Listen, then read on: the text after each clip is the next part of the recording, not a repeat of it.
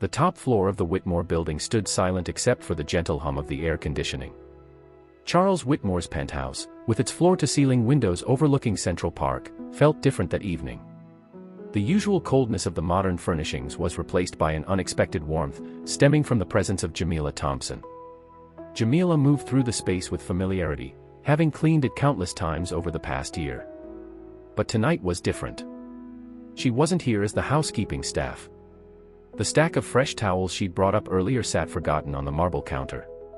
Charles sat at his desk, pretending to review documents, but his eyes kept drifting to Jamila as she organized the living room. The tension between them had been building for months, small touches, lingering glances, conversations that went beyond employer and employee. Both knew they were crossing a line, but neither seemed able to stop. The evening started like any other. Jamila was finishing her usual cleaning routine when Charles returned early from a board meeting. He loosened his tie, dropped his briefcase, and asked if she'd join him for a drink. One drink turned into two, and their usual polite conversation evolved into something more personal. They discussed their lives, their dreams. Charles spoke about the pressure of running his father's company, the loneliness of his position. Jamila shared stories about her community in Harlem, her aspirations to start a support program for single mothers. The physical distance between them on the leather couch gradually disappeared. The consequences of their actions didn't register until the following morning. Jamila arrived at work, attempting to maintain professional distance, but the memory of their night together lingered. Charles tried to catch her eye, to have a moment alone, but the busy household staff made privacy impossible. Weeks passed, and their encounter remained unaddressed. Charles noticed changes in Jamila. She seemed distracted, avoided his presence, took longer breaks. The pregnancy test results shook her world one Tuesday morning in the staff bathroom. The plastic stick with its two pink lines threatened everything she'd worked for. Jamila spent days wrestling with the decision to tell Charles. She watched him from afar, conducting business calls, hosting meetings with real estate developers, living in a world so separate from hers. The weight of their social differences became more apparent with each passing day. When she finally gathered the courage to tell him, the conversation happened in his study. Charles sat behind his mahogany desk, a position of power he unconsciously assumed. Jamila stood, her hands clasped tightly together, as she delivered the news.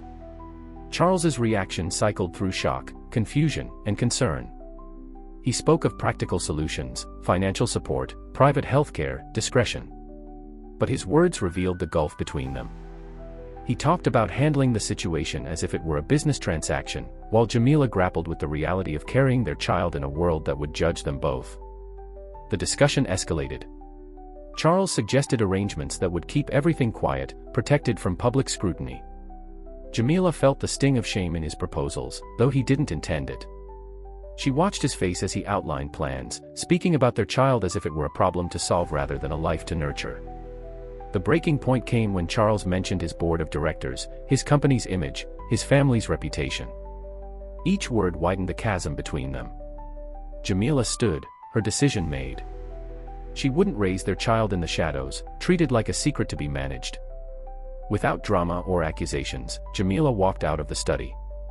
Charles called after her, but his words couldn't bridge the gap their conversation had created.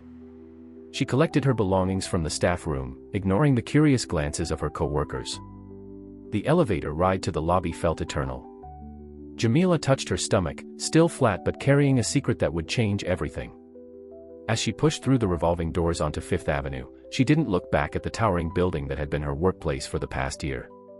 Charles watched her departure from his window, his hands pressed against the glass. The city continued its usual bustle below, unaware of the drama unfolding in the penthouse above.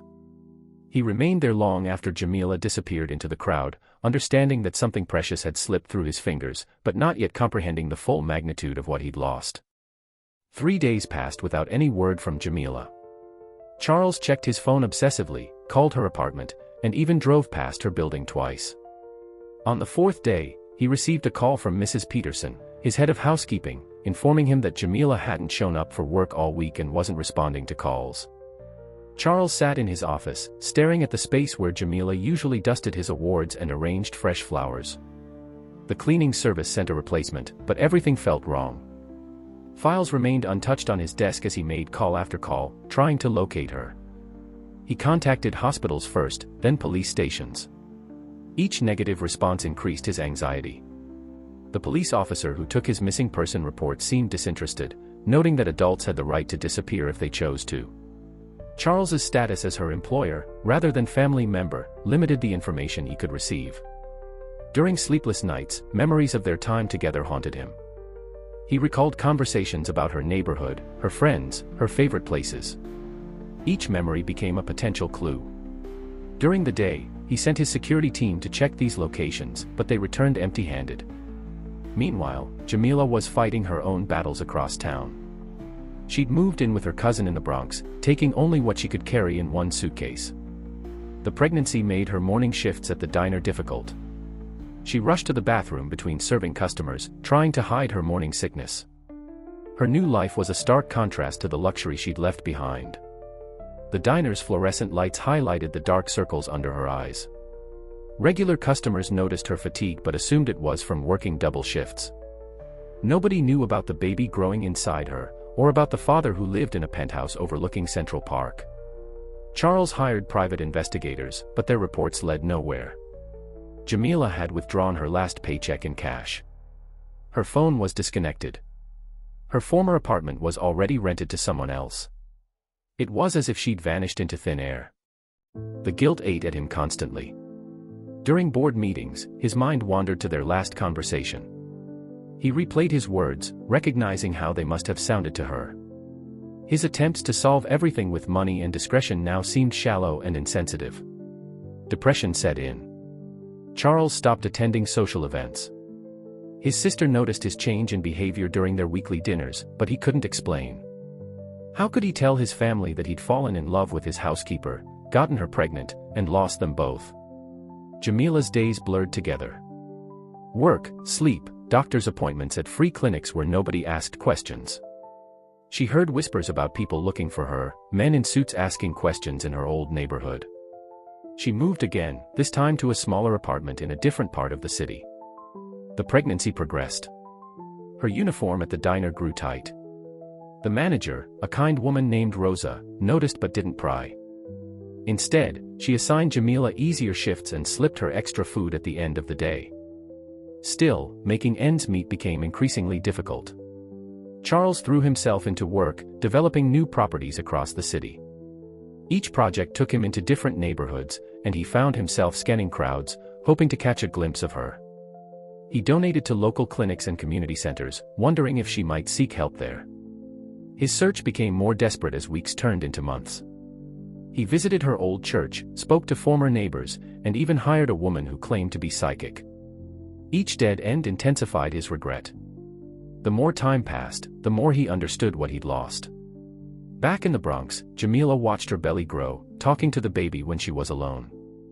She told stories about its father, not the cold businessman who worried about his reputation, but the men who had shared his dreams with her over late-night conversations. The men who could have been, if circumstances were different. Charles's private investigators eventually stopped sending reports. There was nothing new to report. The last photo they had of her was from a security camera at a bus station, taken the week after she left. In it, she wore a heavy coat despite the warm weather, perhaps already hiding her condition. The city continued its relentless pace around them both. Charles attended charity galas and board meetings, his smile never reaching his eyes. Jamila served coffee to strangers, keeping her head down when business types entered the diner. They existed in the same city but in completely different worlds. At night, they both lay awake, thinking of what could have been.